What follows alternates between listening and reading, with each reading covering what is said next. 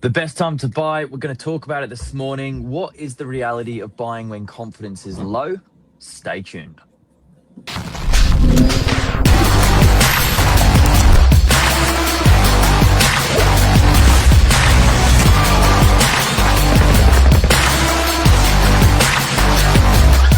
I'm the ringleader, so listen up. Good morning, everyone. Welcome to Morning Minutes. Myself, Michael Bergio, Billy Drury, episode 1699. The best time to buy when others are waiting. Today's market and today's topic, buyer sentiment is low. But whenever I hear buyers hesitating about buying now or wanting to wait, it takes me back not too long ago, only 9, 12, 2 years ago, when the residential market was absolutely on fire. Anyone could sell a property. You didn't even have to call buyers back. Not saying that's what we did, but terrible agents were making a lot of sales because buyers were just throwing offers at agents. But Yeah. a lot of buyers were like, I'm just going to wait till it quietens down. Billy, we're in that time where it's The quietening same down. buyers, the What's same buyers are happening? now saying we're going to wait until we're at the bottom of the market. Look, I feel like this morning we can put a message out to the market where it's a really positive one. The the fear mongering that's going on in the big news channels at the moment is seriously got people rattled. They don't know where to take their information from. They've never trusted the real estate agent as a source of information anyway, so you assume the big corporations are on your side and they're reporting the good news. But it's like fear mongering at the moment, and I'm finding buyers are really confused. So we're going to give you the reality this morning of what we're seeing on the ground. Like, when is the best time to buy, and what happens when others are hesitating? I generally feel the best time to buy is when you are financially and emotionally ready. Yeah. What we've found with residential property, nearly every 10 years, nearly across Sydney, but in particular Northern Beaches, the property market has doubled. And I strongly believe it doesn't matter if you've bought a property and held it for 10 years, you're not thinking to yourself, oh, I really should have bought February 10 years ago compared to March. I would have been making so much more. You're just looking at the growth, being this has been a phenomenal investment. I'm glad I Mm. bought it. Where there's a lot of people out there who still hold on to a property 10 years later that they didn't buy. I've got a client who I see regularly, and every time we drive past this property, he's like, should have bought that, should have bought that. And this is going back nearly 15 years. He still points to the house he should have bought. It sold not too long ago. And he's like, sold for 3 million, could have bought it for 700,000. And so the biggest part of property is buying when you're ready, emotionally ready. And there's two aspects to it. You've got your investment side of real estate, and then you've got your family needs side. And I really couldn't fathom waiting for the market to potentially drop when you need an extra bedroom because you got 3 kids crammed into one room and you can afford it. Like, you've got to Yeah. balance what's more important, lifestyle and just sort of that your happiness over potentially, especially when we're talking about all right, let's say a top market you're buying it for 2.2 and in a lower market you're buying it for 2 million on a 30-year mortgage. What's that difference? $50 a week. I may even do ChatGPT when you start talking to find that difference. I find it could be very small compared to the emotional hardship day to day by waiting and thinking and going through that way. What's your But thoughts? also, like, the best opportunities rarely feel comfortable at the time. So the market might come off 5 or 10%, but rarely do you have all your funds ready to go, and does it feel like a steal? There's still a lot of commitment there.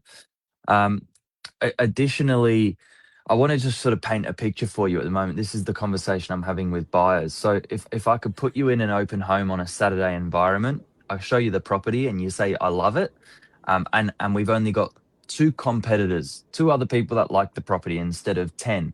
Now, generally speaking, you can't disagree that that's a better environment to be buying property in than 12 months ago, where you would have had far more people to compete with. So if you just think about market up or down, and that's the reality of the buying environment you're in, I would agree that now is a really, pleasant experience to be negotiating. And the reason for that is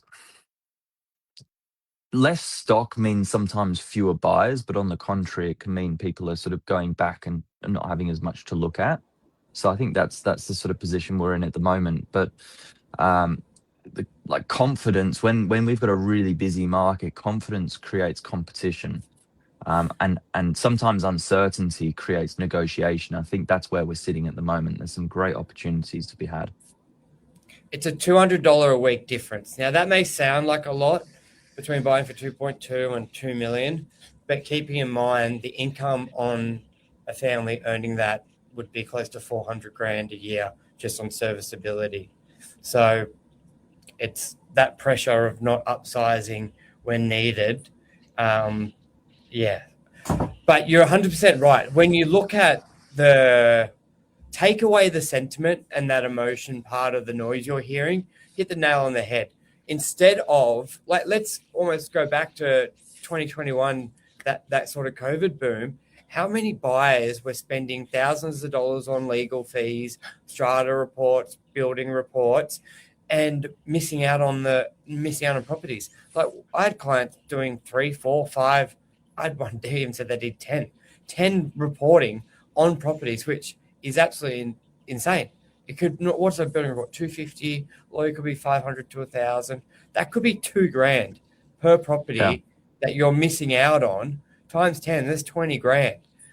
And sometimes that's the difference between the negotiations. So I want to show just quickly, the graph on the last 10 years. So let's bring that up here. Whilst you're bringing that up, again, just think about the reality of negotiating against a really motivated vendor versus negotiating against 10 other buyers. Like, what's happened to the market is the total number of buyers has just temporarily thinned out a little bit. So you're negotiating one-on-one with vendors at times, which is a really good cut through. Versus, you got more time on the negotiations, more time to consider all the aspects. You generally get better terms. Like, how often we're seeing longer settlements, longer cooling off periods. Like, the buying process is the best it will ever be now. All right, so let's look at just a 10-year graph of North. So this is DY houses last 10 years.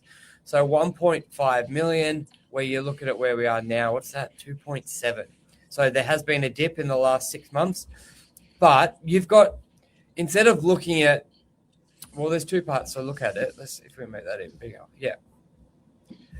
So this period here, you're not thinking back, I should have bought quarter 1, quarter 2. You're just cheering that you bought when the market was like this. Now, if we said to you back when the market was here, is my mouse on the right thing? I don't think it is. There. So that's where it was 10 years ago, and now you're up here. So effectively, we're in the market where it's gone from here to here. And we had buyers saying here would love for it to cool down. Look at that drop. But now a big part to look at it as well. There's always micro markets within a period of time where if you look at it between year to year, you will always be able to analyze it was better to buy in February than December. It was better to buy this January compared to this March. But you got to look at the long-term trend of the graph. It is always going up. And with real estate, it is so hard to try and pick that bottom. Well, look at just the cost difference. Like, if you make a mistake, because unlike trading stocks, property is not quick. To sell is not quick. To buy, it's not quick. It can take weeks and months. Like, effectively, if you're getting a loan, the quickest you can settle on a property is 2 weeks if there's a bank involved. Yes, if it's all cash, that's when you can do a 1-day settlement. And the quickest to buy can be, yes, you can do it same day. But if you're getting a loan, you can't do it same day because most people want pre-approval or some type of approval. So it's not quick. So you can't, even if you said, all right, now's the bottom of the market, you can't necessarily lock in a property to lock in that bottom of the market, and it could shoot up or vice versa before you're actually ready to buy. So it's like, where's the overall trend of property going in Australia, Sydney? And I sort of look back and going, if there was a time the market was going to crash, it was COVID. And the government, I believe, I never read it myself, but a client said, because a lot of people sold thinking the market would go down, like, here it is, here's the crash. I remember a family in Northern Beaches, up Warriewood, Mona Vale, they sold a townhouse worth around, say, 1.2 million, for example, thinking the market was going to go down and they're going to be able to get into a house. What happened? The market went up 100% in that year. It virtually doubled, and they couldn't even buy what they had. So a shocker of a story. But in the RBA, they had notes going, should we halt property transactions to stop the market going down? So there will be natural 5, 10, or 5 to 20% swings, but we're not going to see 100%, a 200% drop in property because the market is geared to the wealth, and the government just won't allow it.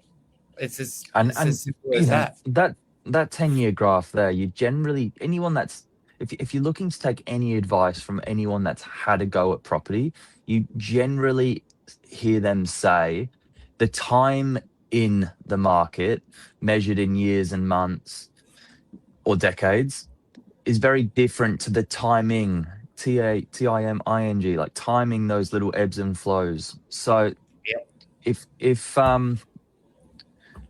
you know, if this is a long-term hold for you, then I would focus on the buying environment, and that's where you make your money. Yeah. So once again, bring up that 10-year stat. Where is it? I love these graphs. So 70% in 10 years, number of sales down 1.7, days on market. See, that's where you get more time buying. Rental yields down. We're going to that will be shooting up now. Total value of sales 82%. Total listings 87% up. So a lot more properties for you to buy. And then, yeah. So I think so. The key takeaways for today is, once you're financially, emotionally ready, just buy, hold the property, and you will do well. Like, how many stories how about the story we've got that person who's got a property? It's basically a scene out of a horror movie where a family just disappears. There was a house lived in, and then 26 years ago, they stopped using the house. Kitchen, like food in the pantry, everything stacked, still shelf, like everything's there. Like one day someone there, next day everyone gone. Fast forward 27 years, and we've just got this amazing listing coming to market.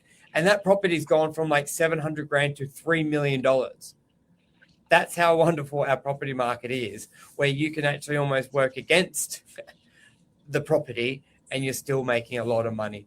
So we've got a lot of savvy buyers. I'm doing my calls. I'm speaking to a lot of the commercial guys who have a lot of wealth, a lot of property, and they're just like, this is the time I gear up. This is the time they're going to buy 2, 3, 5 properties. You know, a lot of people, the biggest risk today, it's not necessarily buying the wrong time within the months. It's, for many people, spending another 12 months of looking and watch this opportunity pass. Well, that's exactly right. And that goes back to what we're saying about you can't really time it because of how long settlements and transactions come. And the property you love may not be on the market when you say it's the bottom. So buy.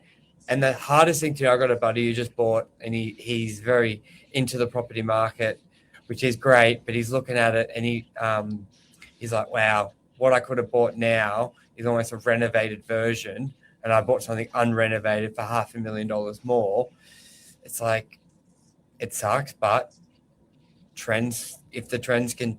trends of the Northern Beaches continue, wait 5 years and you're going to be laughing. And you needed the larger space. You can afford it. So this is just one of those bits and pieces. You won't be so hard on yourself when the market goes up and you're like, oh, I'm up $500,000. You're just hard on yourself now when it's down and it's raw, but you can afford it. You're not selling, you're not re-leveraging. So it just on paper, it just is down. And like it doesn't affect your day-to-day business, that asset technically being down $500,000. So move on type of thing and just wait 5, 10, 20 years. You needed somewhere to live. There you go. There's the reassuring message. That's it. It's a very forgiving asset. You know, you could pick the wrong share and it goes down and you never see your money again. But with property, as you said, it's still that roof over your head. It's pretty forgiving. You just give it time. You just got to give it time. Beautiful. Thank you, everyone. Speak soon. Cheers. See ya.